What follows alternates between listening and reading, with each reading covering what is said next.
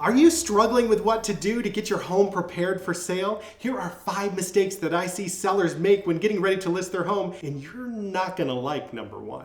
Number 5 is try to fix everything in your home. When the buyer puts a purchase agreement together with you, they are going to hire their own private inspector. That inspector is going to want to do a good job for their client. So even if you try to fix everything, they're going to find something wrong. So don't try to fix everything. Number 4 is to hide any scratches, cosmetic damage, and wear. I see this all the time. When you lift up the rug, you see scratches on the floor, you'll see sun damage, or if you look behind a picture, you'll see that on a wall. That's a great way to screw up your home sale. You should try to fix that, but definitely don't try to hide it from the buyer. The last thing you want them to do is walk away or get into an argument right before closing when everybody's ready to sign, and all of a sudden you're coughing up a couple $1,000 because you thought it was a great idea to hide those scratch marks behind a picture. Number 3 is making upgrades that don't make sense.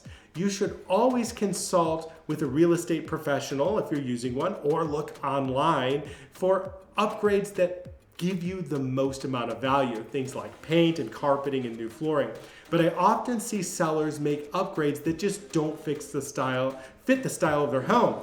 They'll have quartz countertops and linoleum, cheap flooring on there. Those upgrades don't make sense, and just because you put $5,000 into something doesn't automatically mean you're going to get that money back penny for penny. So make sure the upgrades you make actually do make sense.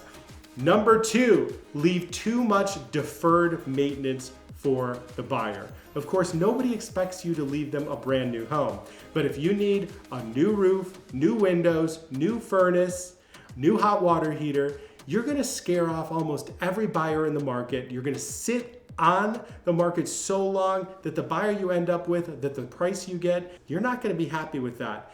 Make sure you take care of as many of the major things as you can. Now, if your roof is 10 or 15 years old, you don't need to replace it, but you need to understand that you can't leave all these big tickets for the buyer who has saved up for years. Interest rates are high right now. They may just not have the money for it. It's going to ruin your deal. And the last one, I promise you, and I see this mistake all the time, is removing all of your furniture from the home. Why is this a bad idea? Well, if you need to go and you need to move, people understand, but make sure you have the furniture there at least for the photographs.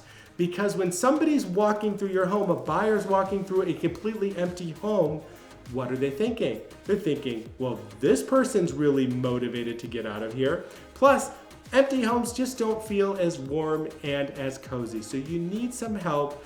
Plan 60 to 90 days out what furniture should stay, what should go, or at least get pictures of your home with furniture so it looks lived in, so nobody thinks you're a sucker. They're gonna take you for everything because you can't sit on an empty home and you need to sell it right away. I hope these tips were helpful for you. Good luck on your Michigan home sale. Drop a message in the comments. Contact me if you ever need anything. Thanks again.